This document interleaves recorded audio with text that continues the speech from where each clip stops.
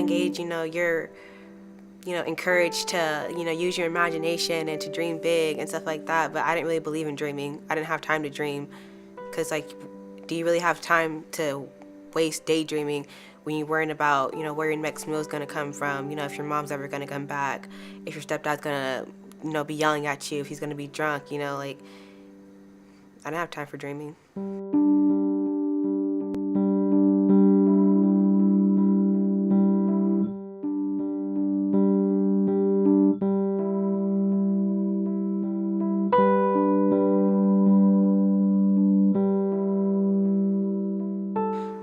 Why do people act this way? Or how can people have kids and not take care of them? And in regards to my mom, like, how can you just walk out on 7 of your girls? So I guess I just tried to understand, and it was through, my academics that I thought I was going to be able to acquire this. So I think that's why I tackled it so aggressively. Right here, this is where I used to sleep. September 29th of 2009 when I got kicked out. I remember there was like water coming from like down here because it was raining really hard. I remember I was like so cold that night, but I was like laying here. I remember telling myself that I was better than this and that I was gonna do whatever I possibly could to get out of here. So it's just a little weird. 4 years now, looking at where I'm at today.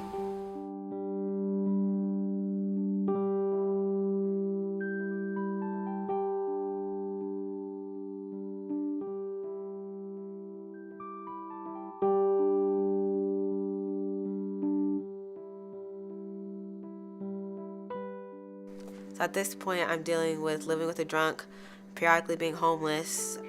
I take all AP and honors classes. I play sports. And now I have all these health issues. And my sophomore year was probably my hardest year yet. But I ended it with a 3.9. So I figured if I could get it a 3.9 with all that adversity in my way, then I was capable of getting out of my situation.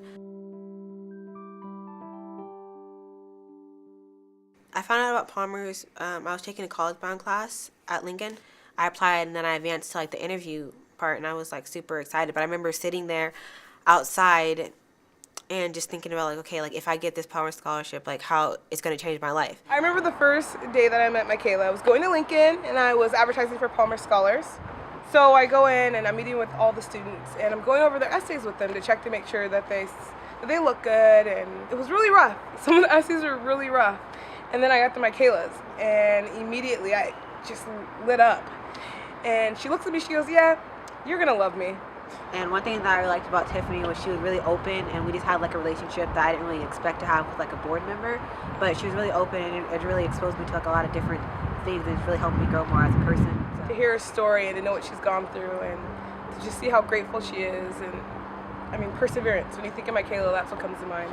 She's been through a lot, but it doesn't define who she is, not one bit. So that's why I really liked about Palmer's. It's just like it's like right there.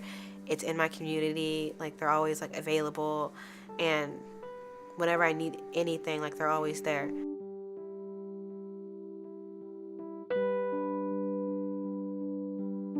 I remember when I first found out I got Gates, I had a spring training for Palmer's, and Tiffany, she's like my best friend, and I was scared to tell her because I thought they were gonna kick me out since I already have money for school, more than enough money for school. And I remember like coming up to her and I'm just like, "Hey Tiff, I need to tell you something." I was like, and I was just like so scared, and she's like, "What?" And I was just like, "I got Gates."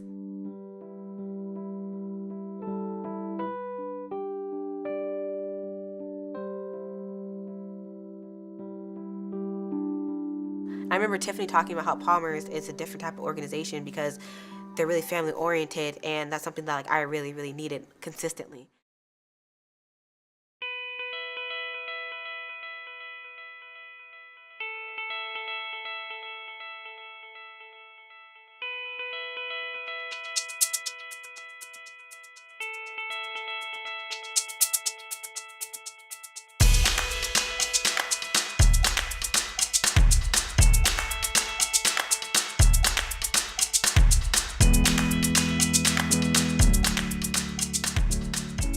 I love being a part of Palmer's, and I love my cohort. And so soon after that, I found out that I got into UW, and they gave me a full ride, so I got a double full ride. it was just kind of hard to like take in. Somebody is giving me a second chance at life.